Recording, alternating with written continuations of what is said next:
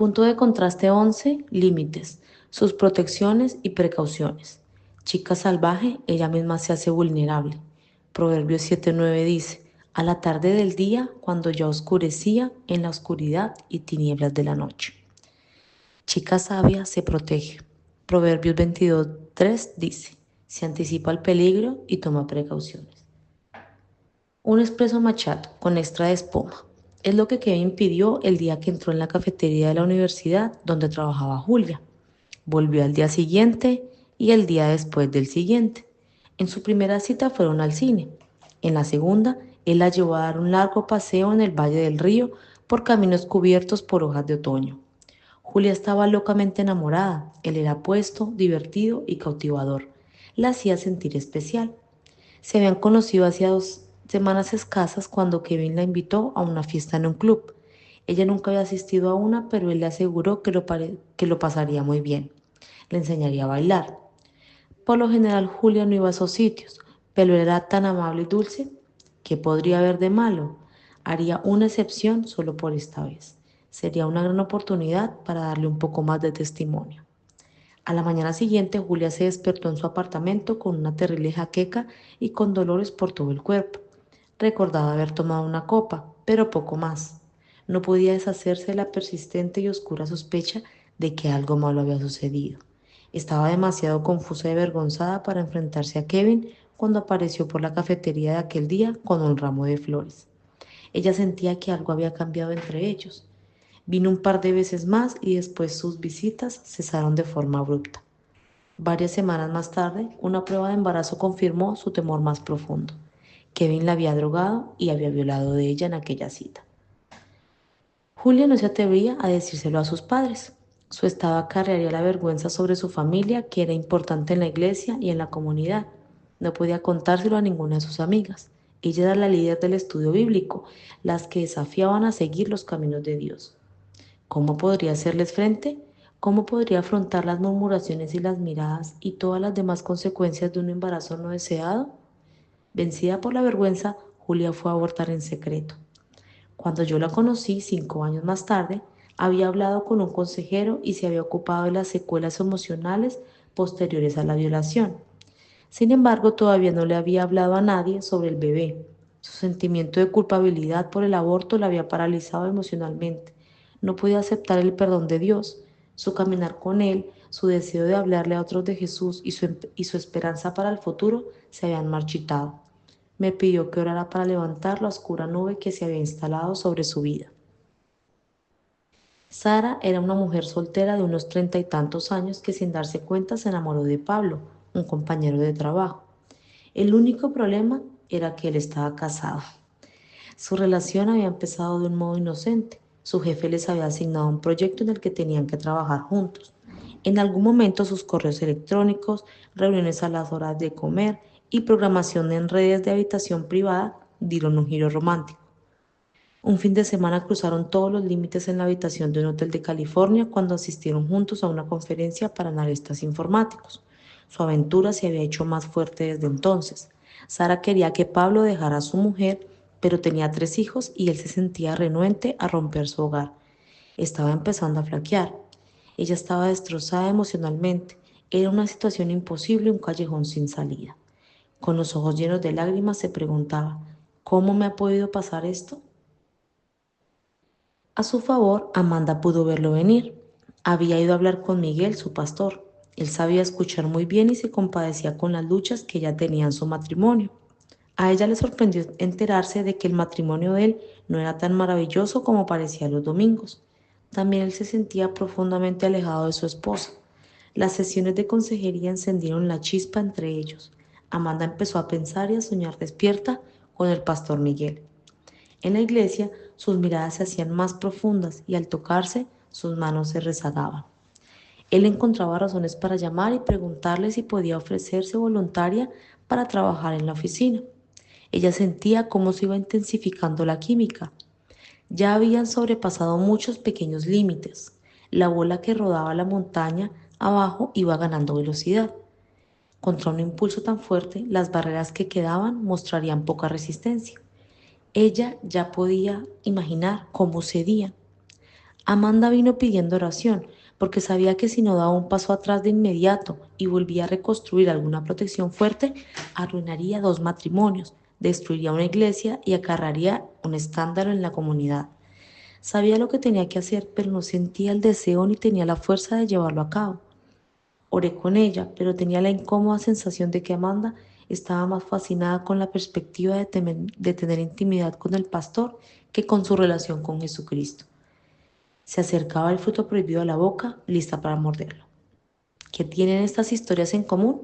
Las tres mujeres se desviaron de su camino porque cruzaron los límites adecuados. Experimentaron dificultades que habrían evitado de haber respetado fielmente los límites. Si hubieran tenido cuidado, estos las habrían protegido del daño. En el caso de Julia, el pecado no fue culpa suya, es decir, ella no fue cómplice de lo sucedido. Kevin cometió un delito contra ella. Sin embargo, al no haber mantenido los límites protectores, Julia aumentó su vulnerabilidad ante este tipo de ataque. Por favor, no me malinterpretes. No estoy diciendo que se buscó lo que le ocurrió. El delito fue odioso, injustificado y merecía castigo. Que no hayas cerrado con llave la puerta de tu auto no significa el robo de la computadora portátil que dejaste sobre el asiento. La persona que lo roba de un vehículo abierto es tan culpable como la que lo sustrae de uno cerrado y debería recibir una condena severa. Sin embargo, si hubieras ocultado el portátil en el maletero y hubieras cerrado las puertas del vehículo, es muy probable que no hubieras sido víctima del robo. No protegerte aumenta tu vulnerabilidad. Si Julio hubiera respetado los límites de no salir con inconversos y de no acudir a un lugar propicio para el pecado, habría evitado o al menos minimizado la oportunidad de que Kevin pecara contra ella. Por el contrario, Sara y Amanda fueron cómplices del pecado, fueron avanzando por el camino de la inmoralidad por su propia voluntad. Cada una lo hizo al no proteger su pureza sexual. En ausencia de unos límites protectores, se volvieron más vulnerables al pecado.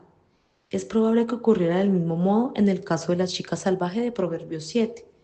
Es imposible que no empezara su matrimonio planeando cometer adulterio, pero poco a poco llegó a ese punto.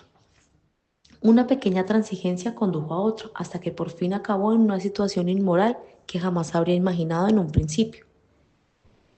Proverbios indica que la mujer salió de su casa para encontrarse con el joven a la tarde del día cuando ya oscurecía en la oscuridad y tinieblas de la noche.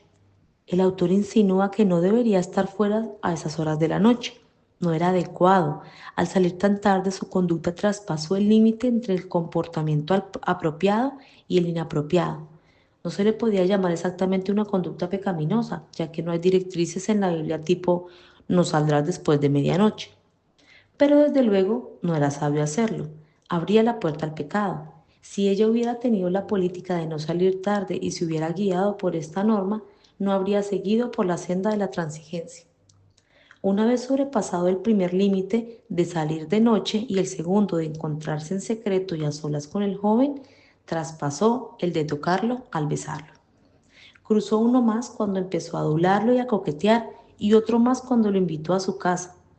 Antes de que se diera cuenta, había violado todos los límites que debía haber respetado. La chica salvaje no respeta los límites y se hace vulnerable al peligro del pecado sexual. Su contrapartida, la chica sabia, se protege a sí misma. Sus barreras son adecuadas, claras, definitivas y fuertes. Pon un cerco en torno a tu pureza. Cuando oyes la palabra cerco, tal vez te imagines una fila de arbustos que forman un límite alrededor de un jardín. Los cercos demarcaban diversos límites en el jardín de la casa donde me cría. Disminuían el riesgo de que los 6 niños nos aventuráramos al salir y que los perros grandes entraran. En un sentido figurado, el término para cerco en inglés, hedge, alude a un método protector que aminora el riesgo de que ocurra algo negativo. En el mundo financiero se trata de una estrategia para minimizar la exposición a un riesgo de negocio indeseado. Defiende contra la pérdida. Y esta es exactamente la función de un claro límite para la pureza sexual. Protege contra el daño sexual y la pérdida. Para nuestros propósitos, un cerco es una norma personal que disminuye la exposición de la mujer a un riesgo sexual no deseado. Es un límite que le ayuda a proteger su propia pureza sexual, así como la de los hombres que la rodean. Es una estrategia mediante la cual reduce las oportunidades para pecar.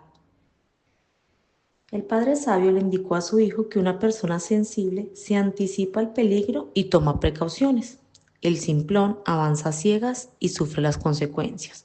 Proverbios 22:3. Repite exactamente la misma advertencia en Proverbios 27:12. Peligro es, de forma literal, la amenaza del mal. Es todo lo que podría ser una fuente potencial de daño o perjuicio. Se anticipa significa que la persona emprende acción para protegerse del peligro, escapar o evitarlo. Esta previsión se contrasta con la estupidez de quienes ignoran los peligros potenciales y acaban metiéndose en problemas por su falta de cautela. El padre verbaliza un sentimiento similar en Proverbios 14:16. Dice, los sabios son precavidos y evitan el peligro. Los necios, confiados en sí mismos, se precipitan con imprudencia. Ser precavida significa tener cuidado, estar alerta, en guardia. Quiere decir tener aprensión al potencial para pecar.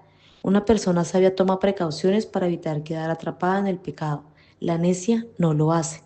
Es insolente y descuidada. El hebreo tiene connotaciones de arrogancia, de exceso de confianza y de quitarse de encima toda moderación. La traducción del latín usa la imagen de una persona que, por exceso de confianza, descuida y se salta las restricciones pensando que no va a salir herida. La chica salvaje traspasa los límites y con imprudencia se precipita de cabeza. Se burla del peligro creyendo que controla la situación. No acepta que es vulnerable y puede caer. Esto no me va a suceder a mí.